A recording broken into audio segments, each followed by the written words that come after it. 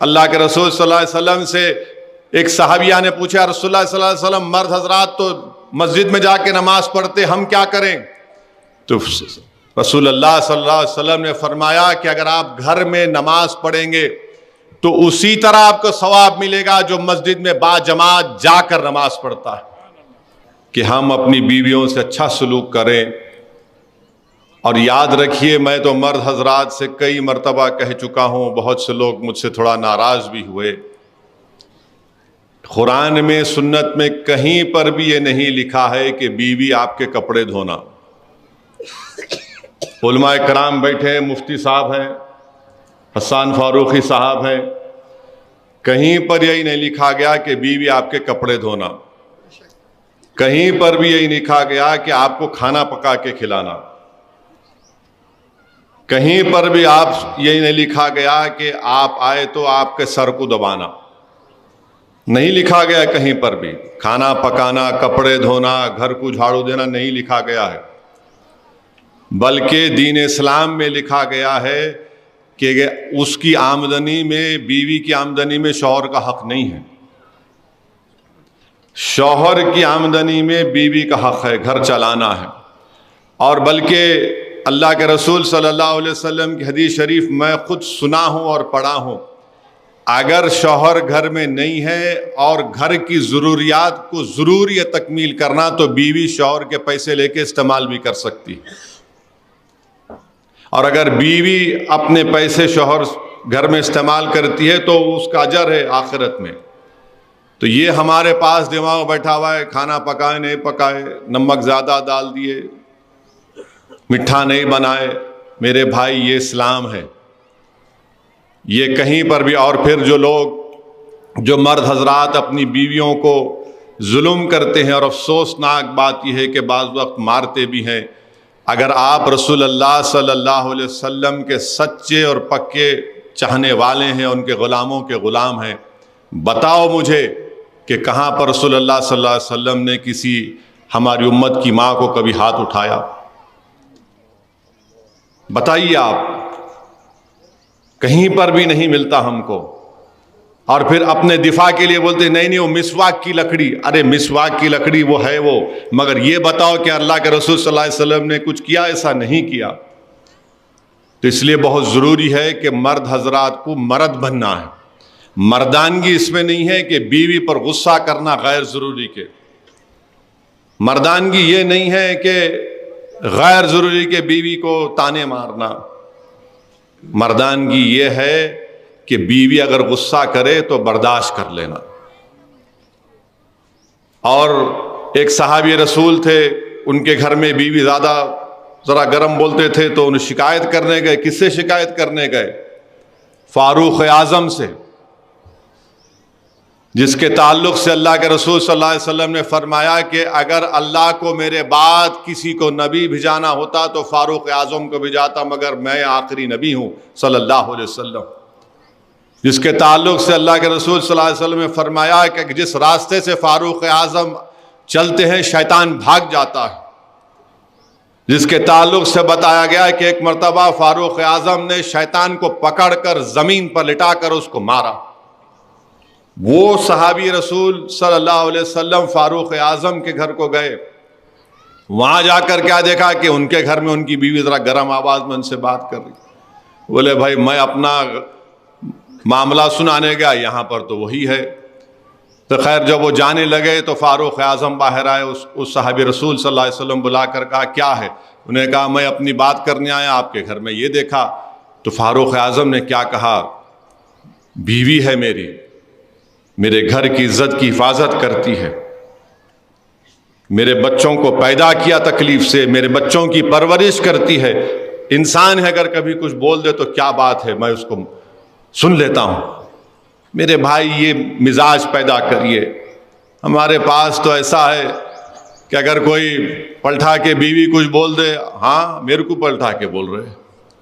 میرے بھائی رسول اللہ صلی اللہ علیہ وسلم کی سنت ہے، رسول اللہ صلی اللہ علیہ وسلم نے فرمایا، امت کی ماں حضرت عائشہ صدیقہ رضی اللہ تعالیٰ عنہ سے فرمایا کہ میں جانتا ہوں کہ آپ کب خوش ہوتی ہیں اور آپ کب غصے میں رہتی ہیں۔ بی بی عائشہ نے فرمایا بتائیے رسول اللہ صلی اللہ علیہ وسلم.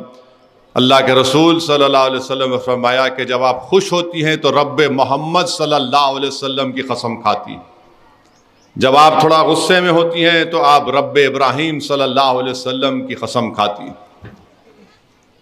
میرے بھائی، اللہ کے رسول صلی اللہ علیہ وسلم نے امت کی ماں کے ساتھ ریس لگائی، ریس ہوئی تھی. پوچھئے علماء کرام، حسان فاروقی صاحب، ریس ہوئی. ہم کیا کرتے ہیں؟ سارے رات بھر چورستے میں بیٹھ کے دوستوں سے باتاں کریں گے.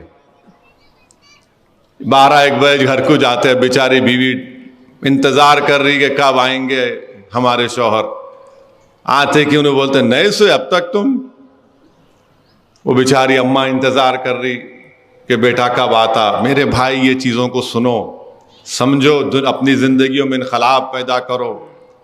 اور ہماری ماؤں سے میں اپیل کروں گا، آپ کے سامنے ایک زندہ مثال پیش کر رہا ہوں. 20,000 بچے غزہ میں شہید ہو گئے. 20,000 بچے غزہ میں شہید ہو گئے. آپ ایک عورت کا ویڈیو دکھاؤ میرے کو جو شکایت کر رہی ہے. ایک ماں کا ویڈیو دکھاؤ جو شکایت کر رہی ہے. سب یہی کہہ رہے ہیں حسبنا اللہ و نعم الوکیل انا للہ و انا الیہ راجعون. سب یہ کہہ رہے ہیں کہ میں نے مسجد اقصیٰ کے لیے اپنی اولاد کو قربان کر دیا. سب یہ کہہ رہے ہیں کہ ہم نے اس بربریت کے خلاف، ان ظالموں کے خلاف نہیں جھکنے کے لیے اپنی اولاد کو قربان کر دیا. اپنی اولاد کے اسی تربیت دو. یاد رکھو، وطن عزیز میں بھی اگر ظلم بڑھے گا تو ان ماؤں کو اپنی اولاد کو اس طرح بہادر بنانا پڑے گا. 20,000 بچے مسجد اقصیٰ اور بیت المقدس کے لیے اپنی جانوں کو قربان کر دیا. ان ماؤں نے قربان کر دیا اپنی اولاد کو. معصوم بچے ہیں، 6 مہینے کے، 1 سال کے، 2 سال کے. کم سے کم لوگ ڈیٹا بولتا ہے، لوگ بولتے ہیں کہ ہزاروں کی تعداد میں بچے یتیم بھی ہو چکے ہیں. آج الحمدللہ آپ سکون میں، امن سے اپنی زندگی کو گزار رہے ہیں. میری ان ماؤں سے، ان بہنوں سے، ان بزرگوں سے اپیل ہے کہ بھارت کی مسجدوں کو آباد رکھیے. ہر باپ کی ذمہ داری ہے کہ جب بچہ بڑا ہو جائے تو اپنے ساتھ اولاد کو صرف جمعے کے دن یا عید کی نماز میں یا رمضان میں نہیں بلکہ روز مسجد کو لے کر جاؤ. آپ، میں بار بار کہہ رہا ہوں مسجدوں کو آباد رکھو. میں جب یہ بات کرنا شروع کیا 1-1.5 مہینہ پہلے تو مجلس کے مخالفین نے کہا کہ اسد الدین اویسی جذباتی بات کر رہے ہیں، ڈرا رہے ہیں. ارے ظالموں، مسجد کو آباد کرنا میرا فریضہ ہے، اغیاروں کا نہیں ہے. مسجد کو آباد تو وہی لوگ کریں گے جو اللہ پر ایمان رکھتے، اللہ سے ڈرتے اور آخرت پر یقین کرتے ہیں اور اللہ کے سوا کسی سے نہیں ڈرتے. تو اپنی مسجدوں کو آباد رکھو. دلی میں 600 سال پرانی مسجد کو شہید کر کے رکھ دیے. اب آپ دیکھ رہے تماشے جو ہو رہے ہیں کہ کس طریقے سے مسجد کو چھین لیا جائے. لوگ تنقید کرتے ہیں، مجھے پرواہ نہیں ہے، اس کی بھاڑ میں جائے وہ لوگ. میں تمہاری تنقیدوں سے اپنی زبان کو میں ہی بند کروں گا. تم اگر یہ سمجھ رہے ہو کہ مجھ پر گالی دینے سے، تنقید کرنے سے، وہ تو جھوٹ ہے. ارے خبر میں تم میری نہیں آؤ گے، آخرت میں تم میرا حساب کتاب تم نہیں کرو گے، اللہ کرے گا. میرے عزیز دوستوں اور بزرگوں، اس لیے اپنی مسجدوں کو آباد رکھو. اور ماں اور بہنیں، اللہ کے رسول صلی اللہ علیہ وسلم سے ایک صحابیہ نے پوچھا، رسول اللہ صلی اللہ علیہ وسلم، مرد حضرات تو مسجد میں جا کے نماز پڑھتے، ہم کیا کریں؟ تو رسول اللہ صلی اللہ علیہ وسلم نے فرمایا کہ اگر آپ گھر میں نماز پڑھیں گے تو اسی طرح آپ کو ثواب ملے گا جو مسجد میں با جماعت جا کر نماز پڑھتا ہے. اللہ کے رسول صلی اللہ علیہ وسلم نے فرمایا کہ جو مائیں رات بھر جاگتی ہیں اپنی اولاد کو پالتے وقت، ان کو اس طرح کا اجر اور ثواب ملے گا جو ایک مجاہد پورے میدان میں باطل طاقتوں سے سامنے ٹھہر کر مقابلہ کرتا ہے. ان ماؤں کا کیا اجر ہوگا جن کی اولاد میں ڈاؤن سنڈروم ہوتا ہے یا ان کو مختلف بیماریاں ہوتی ہیں، ان کا مقام تو اللہ ہی جانتا ہے کیا ہوگا. بہرحال عزیز دوستوں اور بزرگوں، میری عزتدار ماں اور بہنوں، دین اسلام کو اگر بلندی ملی، کامیابی ملی تو صرف اور صرف